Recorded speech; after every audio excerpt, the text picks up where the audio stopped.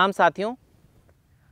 आजकल एक काफ़ी हॉट टॉपिक है इलेक्शन से रिलेटेड, तो थोड़ा सा उसके ऊपर में चर्चा कर लें।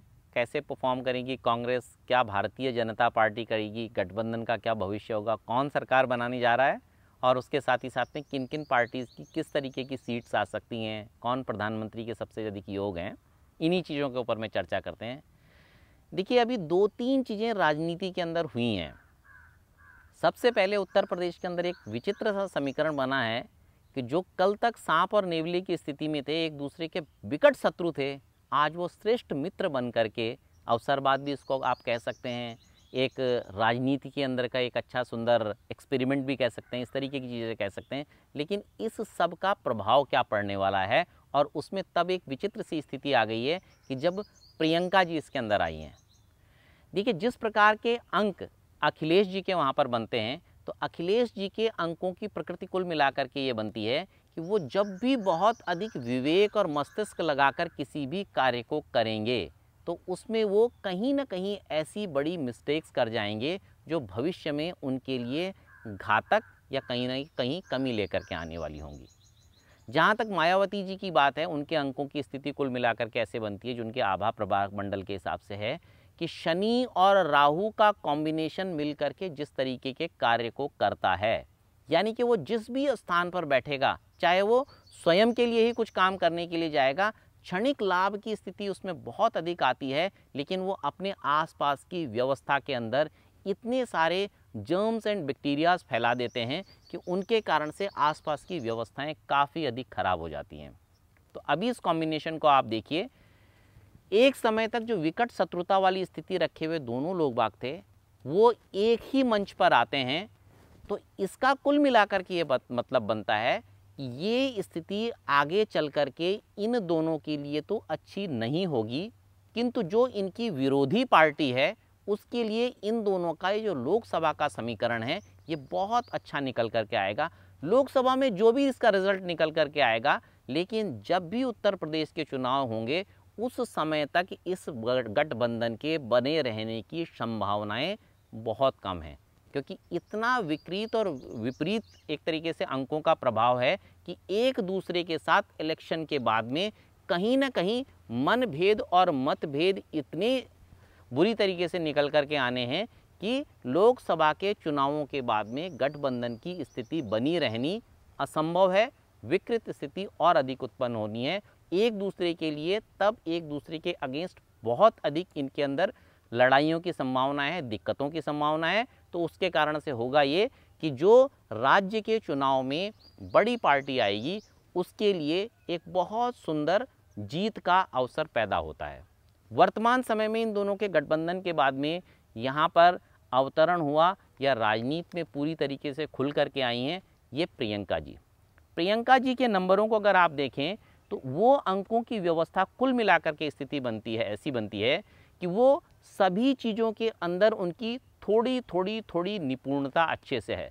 वाक चातुर्य ठीक है, बोलने की कला अच्छी है, लेकिन उसके साथ ही साथ में एक तरीके से डर, फियर और फ्रस्ट्रेशंस, ये जो अंक हैं इनके, ये इन तीन चीज़ों से भरे हुए हैं। तो कहीं भी किसी भी तरीके से अगर इसमें कोई डर की स्थिति, लेथार्जिकनेस, कुछ भी चीज़ें निकल करके आती हैं, तो बहुत अधिक जल्दी से जल्दी ये लोग बाग अपने कष्टकारी चीज़ों से विमुख होकर के लग्जरी मोड में जाने की या थोड़ा सा सेफ मोड में जाने का इनका मन रहेगा। तो अगर कहीं परिस्थितियां विषम होती हैं और विकट होती हैं, तो अधिक समय तक अपनी दादी के समान टिके रहने की संभावना प्रियंका जी की यहाँ पर नहीं बनती है। मैं पिछली बार टीवी के भी बहुत सारे चैनलों के ऊपर मैं चर्चा कर चुका हूँ, जहाँ पर तक हम लोग राहुल जी की बात करते हैं, तो इनके साथ में शुक्र और सूर्य का अंक बनता है मूल पूर्ण अंक पे। सूर्य हमेशा शुक्र की हानि करता है, तो न तो पहले और न आने वाले भविष्य में बहुत अधिक अच्छी संभावनाएं इनके अंकों के कॉम्बिनेशंस की नहीं बनती हैं। अब जब अंकों के कॉम्बिनेशन की ऐसी संभावनाएं नहीं बनती हैं और परिवार एवं पार्टी उस व्यक्ति को ज़बरदस्ती से अपने ऊपर थोप करके रखने की बातचीत विचारधारा जब लेकर के चलती है, तो वहाँ पे सफल यानी कि पूर्ण सफल होने की संभावनाएं थोड़ी सी कम रहती हैं। तो मुझे बहुत अधिक संभावनाएं इनके अंकों, इनके नंबरों, इनकी संख्याओं और इनके ग्रहों में नहीं नज़र आती है। यहाँ पर भी 2019 के अंदर के चुनावों में भी ये बहुत अधिक संभावनाओं की स्थितियाँ यहाँ पर नहीं दिखती हैं। जहाँ तक अब बात करते हैं जो हमारा अलग अलग पार्टियों ने मिलकर के एक गठबंधन बनाया है, जिसके अंदर आपका तृणमूल कांग्रेस है और उसके साथ साथ में टीएमसी के साथ में जो दक्षिण भारत की पार्टियां और अन्य अन्य पार्टियां, जम्मू कश्मीर इत्यादि की पार्टियां, इन लोगों ने जो गठबंधन एक बना करके मिलाया है।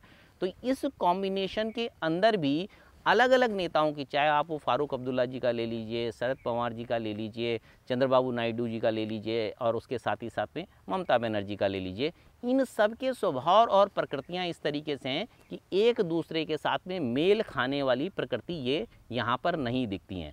लेकिन हाँ, इतना अवश्य है कि जहाँ जहाँ पर ये लोग बाग मिलेंगे, ये लोग बाग वोट के परसेंटेज को ज़रूर गड़बड़ाएंगे। लेकिन इसके अंदर ये कहीं ना कहीं मिलजुल करके जो हानि करते हैं, वो हानि कांग्रेस की अधिक होती है, क्योंकि उसी में से वोटों के परसेंटेज को ये छीनेंगे, जिसमें से अपनी स्थिति को बढ़ा लेते हैं। और कॉम्बिनेशन कुल मिलाकर के ऐसा बनता है कि इससे जो भारतीय जनता पार्टी के जो वोटों की संख्या होती है, वो थोड़ी सी कहीं ना कहीं बढ़ती हुई नज़र आती है। इसके अंदर अपने आप में सीट्स निकाल पाना इनके लिए इतना अधिक संभव नहीं बन पाता।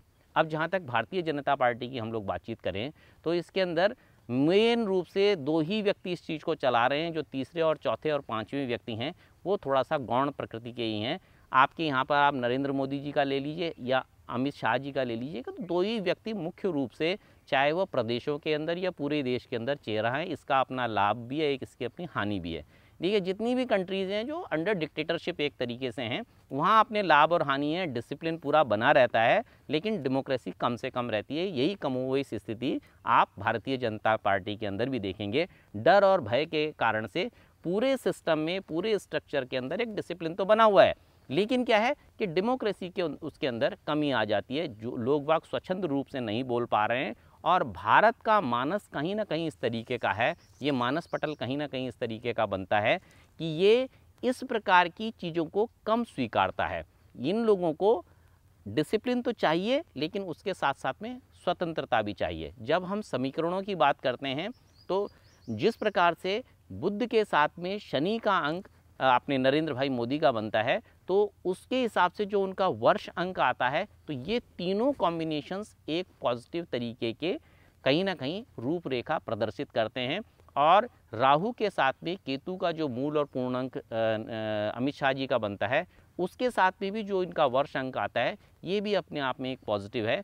तो कुल मिलाकर के इन दोनों लोगों के अंकों की पॉजिटिविटी के कारण से जिस प्रकार से सीटों की संख्या काफ़ी कम आंक करके विपक्षी लोग बाग चल रहे हैं, वैसी स्थिति मुझे नहीं दिखती है। ग्रहों के प्रभाव के कारण से इनके सीटों की संख्याएं लगभग ठीक ठाक रहेंगी, लेकिन जब ये लोग बाग जीत करके आते हैं, तो 2020 यानी कि जो आने वाला वर्ष, अगला वर्ष है, यहाँ तक आते आते अंदर की स्थितियों को संभाल पाना और स्थिर तरीके से उसको रख पाना, ये इन लोगों के लिए बड़ा कठिन हो जाएगा। इन लोगों के लिए ये चीज़ सरल नहीं रहेगी। तो कुल मिलाकर के स्थिति ये बनती है कि अभी चाहे नंबर ऑफ सीट्स थोड़ी सी कम जरूर आती हैं, लेकिन किसी न किसी कॉम्बिनेशन के साथ साथ में जो सरकार बनने से संबंधित बातचीत है, ये मुझे कहीं ना कहीं बीजेपी की लगती है। और इसमें प्रधानमंत्री के लगभग हम लोगों को 3 कैंडिडेट नज़र आते हैं। सबसे प्रबल संभावना यहाँ पर नरेंद्र मोदी जी की हैं।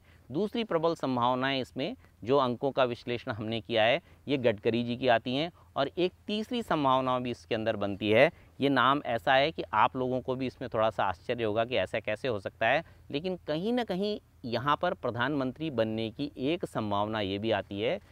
उसमें कुछ समीकरण बहुत ज़्यादा गड़बड़ा जाते हैं, तो उस स्थिति में वो बनता है। हमारे भारत के जो पूर्व राष्ट्रपति प्रणब मुखर्जी थे, उनके भी कहीं ना कहीं प्रधानमंत्री बनने की तीसरी संभावना इस चीज़ की बनती है। तो ये 3 कॉम्बिनेशंस 2019 के चुनावों के अंदर हमें अपने अंक ज्योतिषीय विश्लेषण में दिखते हैं।